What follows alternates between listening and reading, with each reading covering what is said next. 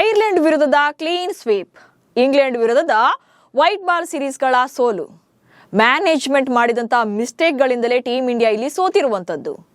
ಬೇಡದೇ ಇರುವಂಥ ಪ್ರಯೋಗಗಳನ್ನು ಮಾಡೋಕ್ಕೆ ಹೋಗಿ ಅದು ಬ್ಯಾಕ್ ಫೈರ್ ಆಗಿದೆ. KL ರಾಹುಲ್ ವಿಚಾರದಲ್ಲಂತೂ ಚಿನ್ನದ ಹುಂಡಿಯನ್ನ ಚಿಲ್ಲರೆ ಕಾಸು ಹಾಕೋಕೆ ಇಟ್ಕೊಂಡ್ರು ಅನ್ನೋ ಹಾಗೆ ಆಟಕ್ಕುಂಟು ಲೆಕ್ಕಕ್ಕಿಲ್ಲ ಮಾಡಿಬಿಟ್ಟಿದ್ದಾರೆ.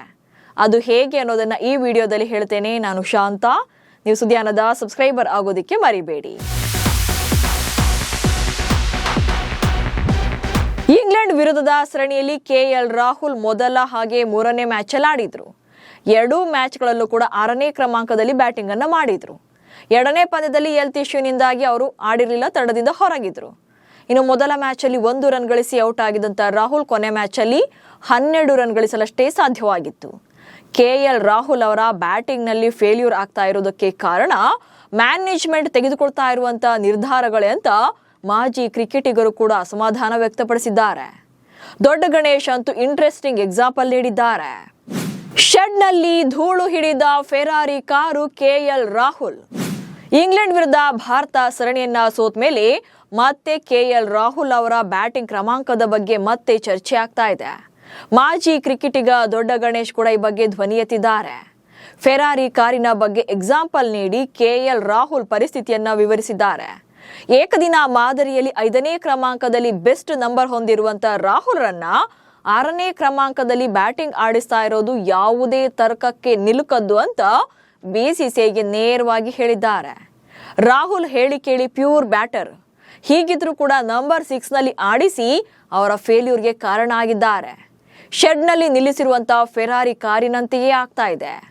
ಐಷಾರಾಮಿ ಕಾರು ಶೆಡ್ನಲ್ಲಿ ಹೇಗೆ ಧೂಳು ಹಿಡಿತಾ ಇರುತ್ತೋ ಅದೇ ರೀತಿ ರಾಹುಲ್ ಟ್ಯಾಲೆಂಟ್ನು ಕೂಡ ಹಾಳು ಮಾಡ್ತಿದ್ದಾರೆ ಅಂತ ಗೌತಮ್ ಗಂಭೀರ್ ಹಾಗೆ ನಾಯಕ ಶುಭ್ಮನ್ ಗಿಲ್ ವಿರುದ್ಧ ಆಕ್ರೋಶ ವ್ಯಕ್ತಪಡಿಸಿದ್ದಾರೆ.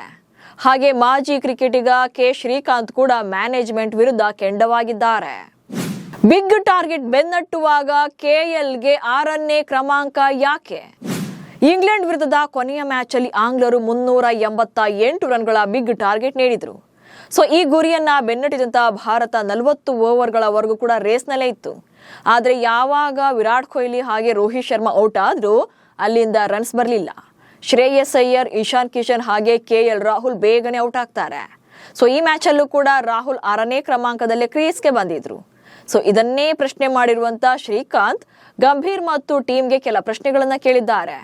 ಸೊ ಇಷ್ಟು ಬಿಗ್ ಟಾರ್ಗೆಟ್ ಇದ್ದಾಗ ರಾಹುಲ್ ರನ್ನ 6ನೇ ಕ್ರಮಾಂಕದಲ್ಲಿ ಕಳಿಸ್ತೀರಾ ಅಂತ ಪ್ರಶ್ನೆ ಮಾಡಿದ್ದಾರೆ. ಹಾಗೆ ಸಂಜು ಸ್ಯಾಮ್ಸನ್ ಜೊತೆಗೆ ವೈಭವ್ ಸೂರ್ಯವಂಶಿ ವಿಚಾರದಲ್ಲಿ ಮಾಡಿದಂತೆಯೇ ರಾಹುಲ್ ವಿಚಾರದಲ್ಲೂ ಕೂಡ ಮೋಸ ಮಾಡ್ತಾ ಇದ್ದೀರಿ. ಇದು ಮಾಡಿರುವಂತ ಅನ್ಯಾಯ. ಇದು ರಾಹುಲ್ ಒಂದ್ ವೇಳೆ 4ನೇ ಕ್ರಮಾಂಕದಲ್ಲಿ ಬಂದಿದ್ರೆ ವಿರಾಟ್ ಕೊಹ್ಲಿಗೆ ಒಳ್ಳೆ ಸಪೋರ್ಟ್ ನೀಡ್ತಾ ಇದ್ರು. ಅದನ್ ಬಿಟ್ಟು ಓವರ್ಗೆ 15 ಅಥವಾ 16 ರನ್ಗಳ ರಿಕ್ವೈರ್ಡ್ ರನ್ ರೇಟ್ ಇದ್ದಾಗ ಅವರನ್ನ ಬ್ಯಾಟಿಂಗ್ಗೆ ಕಳಿಸಿದ್ರೆ ಹೇಗೆ ತಾನೇ ಗೆಲ್ಲೋಕ್ ಸಾಧ್ಯ ಅಂತ ಪ್ರಶ್ನೆ ಮಾಡಿದ್ದಾರೆ. ಆಕ್ಚುಲಿ ನಂಬರ್ 5 ನಲ್ಲಿ KL ರಾಹುಲ್ ಅವರ ರೆಕಾರ್ಡ್ಸ್ ಎಕ್ಸ್ಟ್ರಾರ್ಡಿನರಿ ಆಗಿದೆ. 2023ರ ವಿಶ್ವಕಪ್ನಲ್ಲೂ ಕೂಡ ನಂಬರ್ 5 ನಲ್ಲಿ ಅದ್ಭುತ ಪ್ರದರ್ಶನ ನೀಡಿದ್ರು. ಓವರ್ ಆಲ್ ಕರಿಯರ್ನಲ್ಲಿ ರಾಹುಲ್ ನಂಬರ್ 5 ನಲ್ಲಿ 38 ಇನ್ನಿಂಗ್ಸ್ಗಳಲ್ಲಿ ಬ್ಯಾಟ್ ಬೀಸಿದ್ದು 63+ ಆವರೇಜ್ನಲ್ಲಿ 1517 ರನ್ಗಳನ್ನು ಕಲೆ ಹಾಕಿದ್ದಾರೆ. ಆದರೆ ನಂಬರ್ 6 ಬ್ಯಾಟಿಂಗ್ನಲ್ಲಿ ರನ್ಸ್ ಬಂದಿಲ್ಲ.